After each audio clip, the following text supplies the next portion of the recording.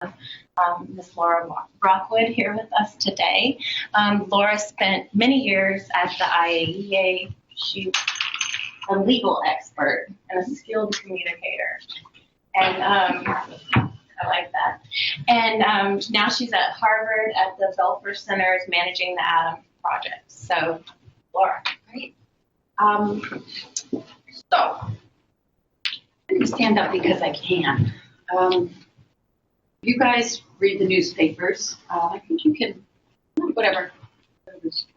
You read the newspapers, you know that the world we're living in right now is not a terribly secure place. We have the unrest in the Middle East, the conflict in Syria, ISIS, Ebola, the Iran situation, North Korea, who knows what's going on there. And that insecurity is only being exacerbated by the terrible rift that's happening, the deterioration of the relationship between the United States and the Russian Federation. And that has had an impact in the last couple of years on matters that counterintuitively don't make sense, on matters such as effective safeguards and non-proliferation regime, a concept that has been supported actively by the Russian Federation from the time they were the Soviet Union and first started accepting safeguards. But in the last couple of years, we've been facing challenges that have been spearheaded by the Russian mission in Vienna, and it's not being directed from Vienna, but from Moscow. So I think in order to understand where we are today, it's always important to understand where we came from. Now, a couple of you have already seen a slight variation on this presentation, so I'm curious to hear what you have to say about this and whether it works better for you than the other one. Oh, touched it. Should be get my own computer to do that. So it was just a little less than 70 years ago that the United States pulled the trigger on the starting pistol in the nuclear arms race in August of 1945. And it wasn't long thereafter before they were only the first to cross the finish line. Then you had the Soviets, you had the Brits, you had the French, and you had the Chinese. Hi, come on in. Just got started. So in fairly short order, you had 5 countries that possessed nuclear weapons capability. And it was frightening. It was back in the 50s. Now, most of you weren't alive back then. There are a couple of us in this group who were. And we remember these duck and cover exercises. When we were in school, this is how you were going to save yourself in the event of a nuclear attack. My own family had a fallout shelter in our cellar, complete with boiled water and Spam. The worst stuff in the world. But science being what it is and scientists being what they are, it was clear that if you could just harness this technology somehow, that maybe it could be useful. Maybe nuclear energy could be used for the benefit of mankind. I love this. This comes from around the 50s when atomic was going to be the solution to everything. Rockets to the moon, spaceships, flying machines on our back. And so there was interest in the technology. Now, the technology holders, with the arrogance that technology holders normally have, assume if we're just careful who our trading partners are, we can make sure that nuclear technology is used for weapons purposes. So the United States, for example, would enter into an agreement with another country to sell it a reactor, a research reactor. Let's say Iran. And they would conclude what you've heard of as like a 1-2-3 agreement. Probably wasn't 1-2-3 back then. An agreement whereby the state, the recipient state, would say, I would love to buy that reactor, and the U.S. would say, fine, if you promise not to misuse that reactor for weapons purposes. Not a non-proliferation undertaking, it's a no misuse undertaking. And those agreements were subject to bilateral safeguards. Iran would say, we will let the American inspectors in here just to make sure we're not misusing that Tehran research reactor.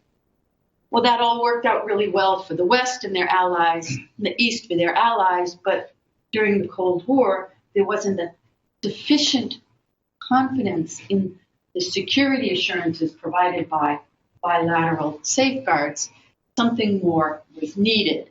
And that was why President Eisenhower in 1953 proposed the creation of an international organization that would be responsible for the promotion of safe and peaceful uses of nuclear energy. Now, this is after bilateral safeguards weren't sufficient. The UN itself had tried to come up with an agreement on banning nuclear weapons.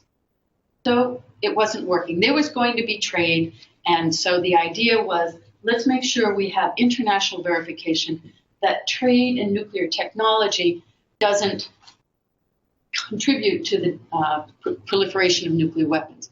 So the IAEA came into being in 1957. Our headquarters, I retired from the IAEA in November of last year, and it's still really hard after 28 years there not to say we, so forgive me. It was created in 1957. Headquarters used to be in the Ana Grande Hotel, or the Grand Hotel many years ago, and they had offices in the hotel rooms. And some of the offices had their own, bathtubs and showers and things like that. There's a plaque in this, on the front door of this hotel that recognizes the establishment of the IAEA in 1957 on the Ring in Vienna. If you go there, you should check it out. Now, the IAEA was actually created by this statute, and it was this little orange book that authorized the agency to implement safeguards under three possible scenarios. One, if the agency became involved in the supply.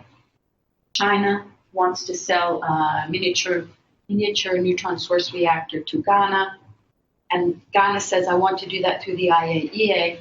The IAEA can say, only if you accept safeguards. That is the only situation in which the IAEA can compel the acceptance of safeguards. There's nothing in the statute that says, by becoming a party to this treaty, you have to accept safeguards. But the other two conditions, circumstances in which the agency can implement safeguards, are if the parties to a bilateral or multilateral treaty ask the agency to, or if a state comes to it and says, would you please apply safeguards to this? Now, why the heck would anybody do that? Well, it's because their supplier said, you don't get it unless you accept IAEA safeguards. So in the early days, that's what safeguards were about, safeguarding transfers of nuclear technology. When I first came to the agency, I didn't have a clue what safeguards were or how the heck they could possibly prevent the spread of nuclear weapons. What I was told is you can't have a nuclear weapon unless you have nuclear material. One of the products obviously doesn't come about naturally, high enriched uranium, and the other, this is pretty basic, you guys all know this, is plutonium, which likewise doesn't come about through a natural process unless you were in Zambia about 1 million years ago. In which case, the problem is you can't just ban this because it has commercial civilian non-weapons applications. So does plutonium. And of course, any nuclear fuel cycle is also connected with a lot of R&D that supports it. It doesn't even involve nuclear weapons. So, but the idea was, without nuclear material, you can't have a weapon. And it takes a lot of nuclear material to have a weapon. This is what the assumption was back in those days. So if you could just sort of catch those two choke points in the nuclear fuel cycle, you could prevent the diversion of nuclear material to weaponization purposes. This is referred to as a critical path to weapons usable material. It's actually much more complicated because each one of those steps has processes, equipment, and materials associated with it. But back in the 60s, that's what we were doing. Under those early safeguards agreements, what I called item-specific safeguards agreement, the safeguards agreement we concluded with the country said, I, country X, promise that I will not use this supplied item for nuclear weapons, nuclear explosive devices. No, actually it said for no military purposes back in those days. It didn't say nuclear explosive devices. And The only things that were subject to safeguards are things that were itemized in the safeguards agreement. And that's why I started calling them the item-specific safeguards agreements. It wasn't very effective for purposes of non-proliferation. Okay?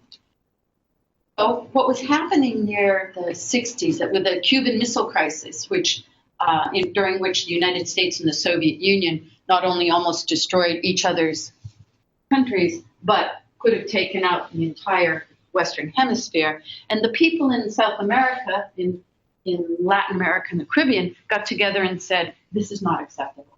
We need something more than just no misuse undertakings. We need non-proliferation undertakings. And our territory is going to be weapons free.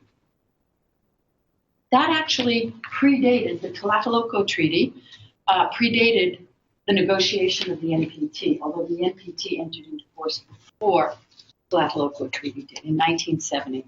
Now, I'm probably going to teach you guys how to suck eggs, but you know that the NPT created two categories of states, the nuclear weapon states and the non-nuclear weapon. A nuclear weapon state was defined by the NPT as a state that had exploded a nuclear device before January 1, 1967. What does that make India and Pakistan? Are they nuclear weapon states? No. We cleverly refer to them as states which possess nuclear weapons. Different, I guess. What's the sense of Israel under that? Because they, what is the definition? What is the definition? It's whether a state has manufactured and exploded a nuclear device before 1967. Did Israel or did Israel not? Not everybody agrees that. Not everybody agrees that. So if they could prove it, they could sign the NPT and become a nuclear weapon state? Yeah, they probably could become party. They could become party to the NPT as a nuclear weapon state. But given their policy of neither confirming or denying ambiguity, I don't think that's going to happen. But if they could prove that they did, sure, they would qualify as a nuclear weapon state. So, under the NPT, the nuclear weapon states have their obligations not to proliferate.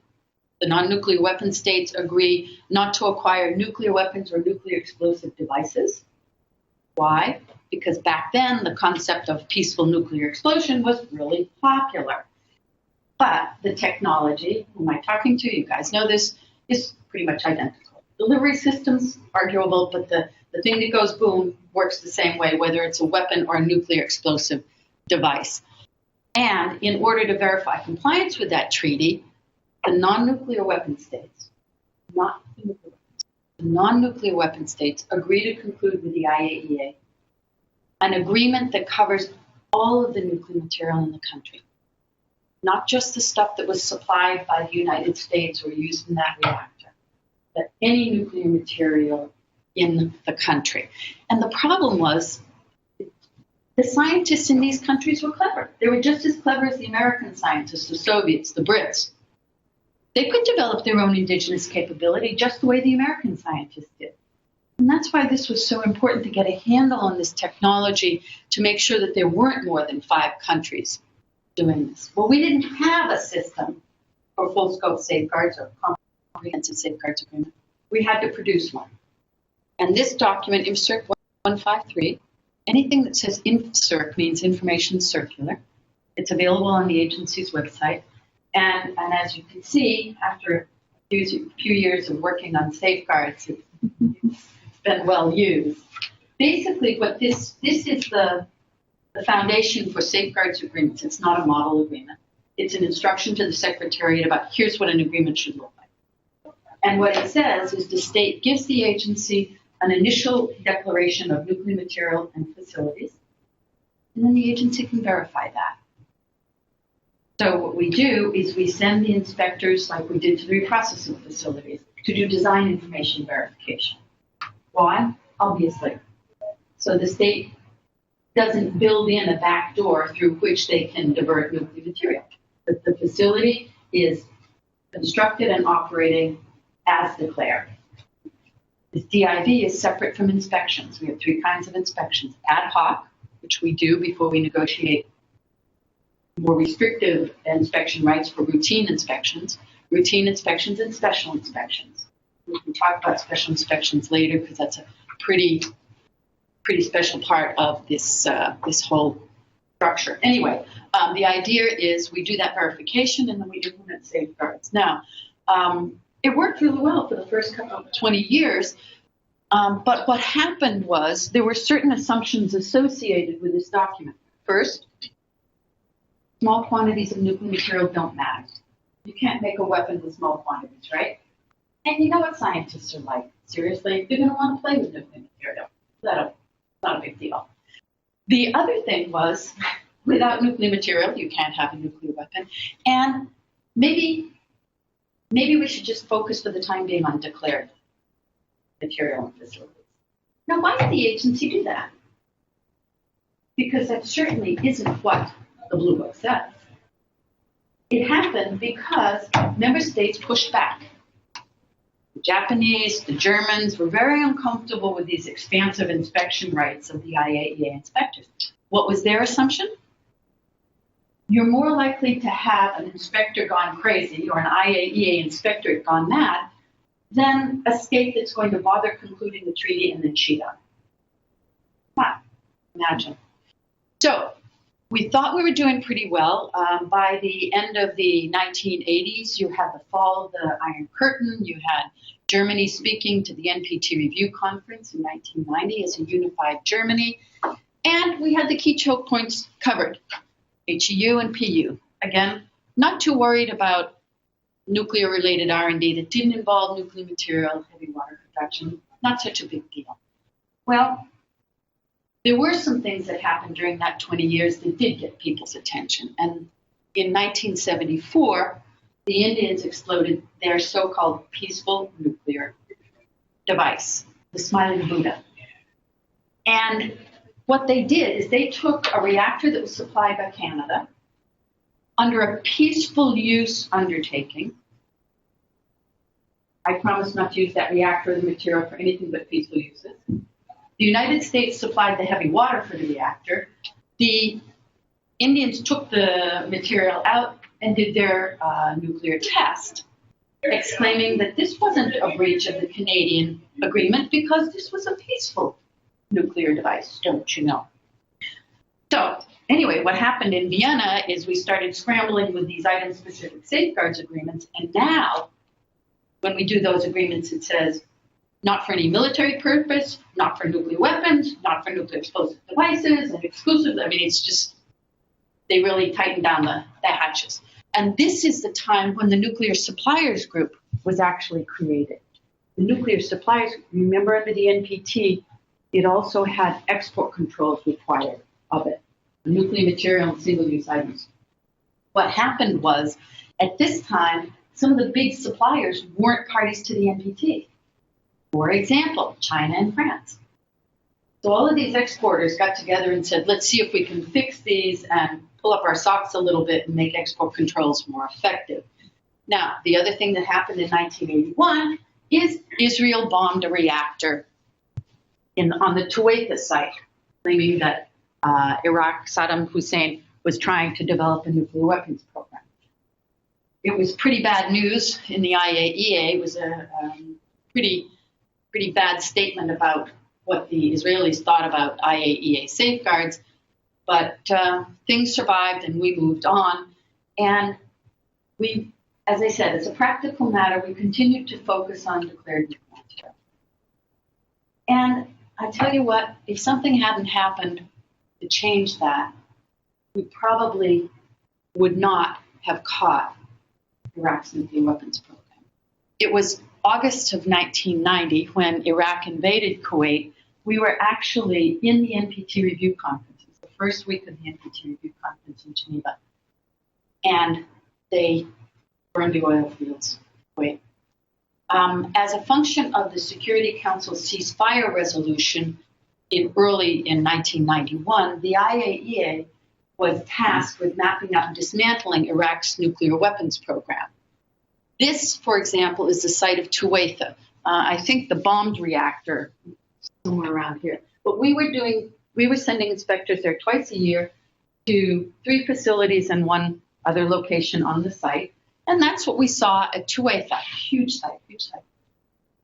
Imagine the reaction of the world community when it turned out, using these special authorities the Security Council had given us, we saw within these four walls theoretical weaponization activities, laser enrichment, tritium activities, their planned HEU crash recovery program, undeclared production of uranium metal, clandestine isotope irradiation, EMIS development, R&D on UF4, UF6, just about everything you needed for a nuclear weapons program on an R&D scale within the four walls of a site where we were sending inspectors twice a year.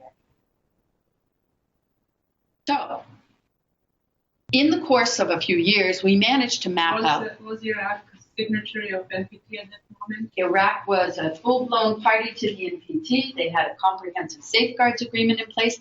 And you know what they told our inspectors? In fact, Shirley Johnson told me this story. They had seminars when we were trying to figure out what Iraq had done, had done. These seminars were given by the Iraqi scientists. And one of them, a guy named Jafar, apparently, well, I met him, character, but incredibly bright. And he said, somebody said, well, why didn't you walk out of the NPT instead of cheating? And he said, well, we considered it, but we figured we could do this and get away with it without having to pay the cost of walking out of the NPT. Exactly his words. We could get away with it. How did that happen when inspectors are being sent twice a year to this facility? It's 3 facilities on a site, a very, very large site, and our routine right of access, our right of access for routine inspections, is limited in terms of where we can go and how often we can go. So if we had wanted to go somewhere else, it would have required 2 things. One, information suggesting we needed to go somewhere else, which we didn't have, and apparently neither did the intelligence communities. And the other thing you'd have to do is invoke special inspections. And that was just a little too political. But partly it was because there was no indication until very shortly before that war started that there might be undeclared nuclear material and activities in Iraq. But that was exactly the question the member states asked. Why aren't you looking for undeclared? And we kind of went, well, we could, but I guarantee you, if we had tried to do that before Iraq, we would have been pushed back, and we would have been told no. But this was an epiphany for member states. They needed assurances not just that what the state said was correct, but that it was complete. No diversion of declared and no undeclared. So, as I mentioned, I think if Iraq hadn't invaded Kuwait when it did, they might have gotten it. So we took, in very short order, within the space of 91 to 93, the Board of Governors and the General Conference of the IAEA adopted several resolutions confirming the agency's right and obligation under the Safeguards Agreement.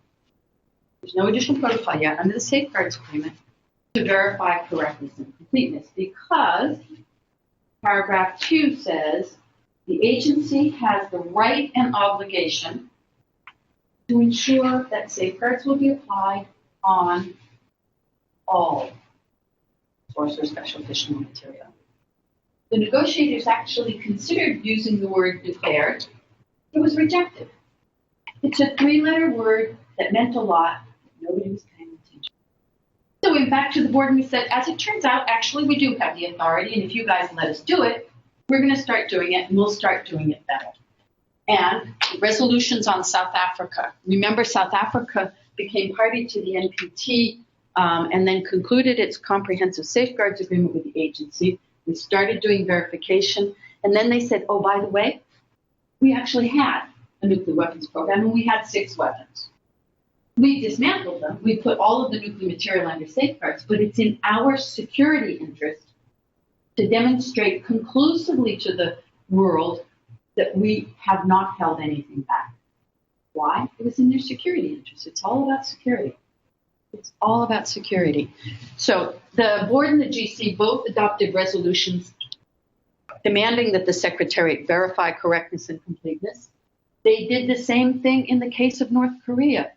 North Korea was late concluding their safeguards agreement. We started implementing it through environmental samples, we picked up an anomaly between what they declared they had and what we believed them to have. And again, the board confirmed the agency's right to do special inspections, access to undeclared locations and information, and the agency's obligation to do correctness and completeness. Why am I emphasizing this? Because even today, people don't get it, or if they get it, it's not in their interest to get it. We created a program, 93 plus 2, strengthening safeguards. 93 plus, what was happening in 95? What was going to happen in 1995? Review conference. The extension and review conference. There was going to be a decision taken in the spring of 1995 as to whether the NPT would go away, whether it would continue for a little bit, or continue indefinitely. So the idea was, let's see if we can get this program of strengthening safeguards up and going before that. So we came up with 2 sets of measures, stuff we could already do within 153, and measures that we thought would be useful for us to do that job better. Those measures became the model additional protocol, again, a well-worn document. And I was actually the original drafter of the document that became the additional protocol. So we're pretty proud of that. The idea is it's a little bit like a jigsaw puzzle. Insert 153 gives you, think of you know what a jigsaw puzzle is, right, everybody? I mean, there are some classes I give, people don't know what it is. You look at the cover of the box, you put the pieces around, and you start trying to put the pieces in. 153 gives you this piece. 540 gives you this piece. And you look at it and you go, yeah, that looks like a peaceful nuclear program.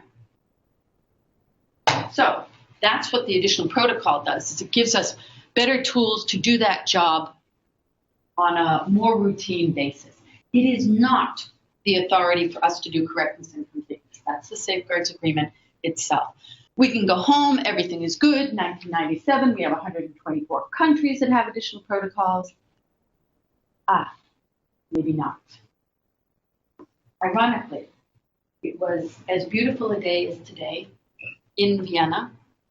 2 o'clock in the afternoon, we were reconvening in the Board of Governors because it was its September Board of Governors meeting. And we all had just sat down, and all of a sudden, people started fiddling with their radios, their earphones. And we heard the 2 planes had flown into the Twin Towers. The irony, the subject matter, the agenda item we were talking about, whether to expand the coverage of the Convention on the Physical Protection of Nuclear Material, to cover nuclear facilities, other nuclear material. What if those planes had flown into a reactor? What if it had been a spent fuel pond? What if it hadn't been 2 high-rise buildings in New York? And that was what triggered what Chernobyl was to safety, Iraq was to safeguards, 9/11 was to nuclear security. The difference between safeguards and security? Safeguards is about detection and deterrence of the diversion of nuclear material by a state. The assumption back then is states control all things nuclear, they're the ones you have to worry about. All of a sudden, there was the concept of misuse of nuclear material and other radioactive substances by non-state actors. That's nuclear security. And after 9/11, we created the IAEA's first nuclear security program. So the following couple of years were not uneventful. This was 2003 when the IAEA, this was Mohammed Al-Baradei and Hans Blix, and yours truly, in the Security Council on the Iraq issue, where we told the world community that we believed that Iraq had not resumed its nuclear weapons program. As it turns out, we were right. We suffer even today in the IAEA because of the abuse of intelligence information that was made, particularly by the US government at the time. Now on the Iran case, Iran goes, well, they lied before. What makes you think they're not lying now? The fallout from that is still being experienced. So this was 2003. 2003, we also uncovered Iran's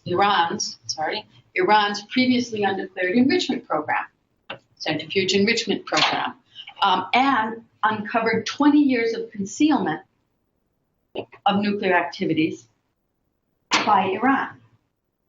Where still we see evidence of possible military dimensions to their nuclear program. This is 2003, 2003, busy year. Libya gets caught One red. question about Iran. Was it after they signed NPT? Again, They didn't declare enrichment program when signing NPT? each one of these countries that I'm putting up here were parties to the NPT. They had comprehensive safeguards agreements in place, and they cheated. After having Iran claims that they have rights to enrich up to below 20% because this is for their nuclear energy program on medical There's program. no reason, barring a Security Council resolution, which in their case is a problem, there is nothing in the NPT that says they can't. There's absolutely nothing illegal. Absolutely nothing illegal in their safeguards agreement about enrichment. Nothing. But they were supposed to have told us about it, and they forgot. That's actually not true. They cheated. Libya, caught red-handed before they actually were able to develop their weapons program, and they agreed immediately to dismantle, invited the IAEA in to verify correctness and completeness, and eventually concluded an additional protocol. What was the common denominator in these programs? We talked about non-state actors. This gentleman, A.Q. Khan, who stole enrichment technology. He worked for one of the sub-companies of Urenco, and he was saying all of his, he gave lectures about enrichment, but it was all peaceful. Really, this is a cover of a textbook. He sold enrichment plans, centrifuges to Iran. He sold weapons plans to Libya. He and his other friends in the nuclear black market, and if you think it is all shut down, I think you're mistaken. We did get back into North Korea, but in 2009, they kicked us out again. We haven't been back in the last 5 years. And of course, this is Syria. Is it a reactor? Is it not a reactor? It's most likely was a reactor. And the Israelis saw it being built and dropped a bomb on it. Interestingly enough, nobody said anything. The Israelis kept quiet. The Syrians kept quiet. In fact, the Syrians denied there had been anything. And then finally, somehow word got out that there actually had been a bombing of this. I guess the Syrians needed time to clean stuff up before they were going to try to figure out what their cover story was. And we actually sent our inspectors there, and we found indications of anthropogenic natural uranium. You know what that means? It's not been processed. Exactly. It's been processed by human beings. So something had been going on there, and that was the last of the countries that were reported to the Security Council for non-compliance. Is there a position of agency in terms of bombing nuclear facilities? It's not a very good idea, and frankly, I think it's a breach of international law, but nobody asked us. Furthermore, But you have to have your position. I'm sorry. You have to say, well, position of the agency regarding bombing of nuclear facilities such and such. it did. And again, you have to, the IAEA is its member states. Because anybody can go on and bomb anybody else's facility. They adopted resolutions that said, this wasn't the first time that the Israelis have done this. My concern with it is not just that it's a breach of international law, but I was furious, personally, as a safeguards person, with the Israelis for not having trusted the IAEA to have been given the information and having followed up on it and done something about it. And I've told any number of them when I've had informal discussions with them, you cannot afford to throw the IAEA under the bus, because someday you're going to need them. And when you need them, they need to be credible. And if you don't believe in them. So that, to me, was the most damaging part of, not the fact that the reactor got destroyed. That doesn't break my heart. Was it a breach of international law? Yes, I believe it was. And yes, the IAEA adopts resolutions condemning bombing of nuclear facilities, et cetera, et cetera. But it's not all bad news. We won the Nobel Peace Prize, Mohammed El-Baradei, who was our DG at the time, and Yuki Amano was head of the board. He's now our DG. The IAEA and Mohammed El-Baradei won the Nobel Peace Prize, and we had some friends with us, Selma Hayek and Bob Geldof. I actually was invited to participate in this. It was the most amazing thing I've ever been invited to. So why do I focus on the past? Because it's like Santayana said, those who don't understand the past are doomed to repeat it. And this is where we are now.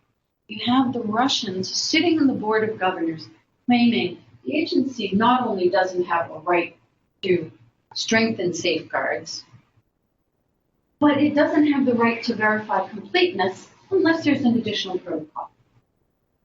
I know most of those Russians. They were sitting in the room 20 years ago when their government voted in favor of all of these resolutions. Talk about revisionist history. What's going on there? It's kind of scary. And we need to keep our eye on the ball. 2009, the Prague speech of Obama, we were so excited about his really far-reaching proposals, even talking about global zero. Well, then you had the NPT review conference in 2010, which was a pretty good conference, and there was even agreement that there would be, before the end of 2012, a conference held in Helsinki to be facilitated by Ambassador Laeva, a conference that would be held in Helsinki on a weapons of mass destruction free zone in the Middle East. 2012 came and went. 2013 came and went. 2014 has come, and it's almost gone. The review conference is next spring. There also have been conferences on the humanitarian impact of nuclear weapons, which the nuclear weapon states have refused to participate in. Go figure. This picture tells it all. And as I said, they've been really challenging the IAEA's authority. And because we have people who weren't there as long as God or myself, they don't know. And because the fellow that's sitting in the Russian seat is very articulate, extremely aggressive, and misrepresents what happened in the past.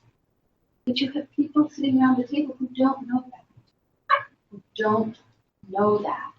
And it's up to the IAEA to make sure that it educates people so that they are familiar with that. So the real question is, what kind of impact is that going to have? How is Ukraine going to impact the NPT review?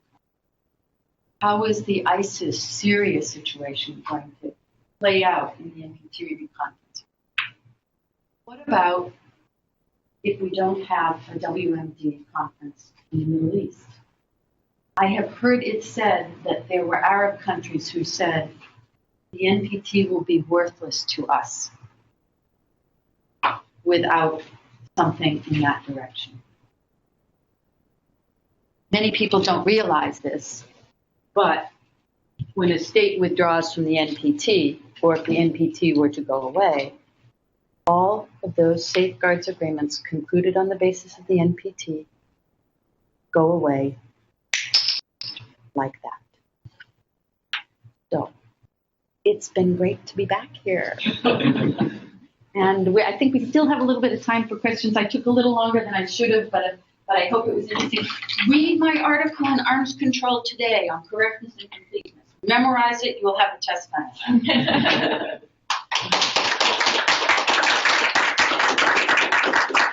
Was it too boring having heard my earlier one? Good.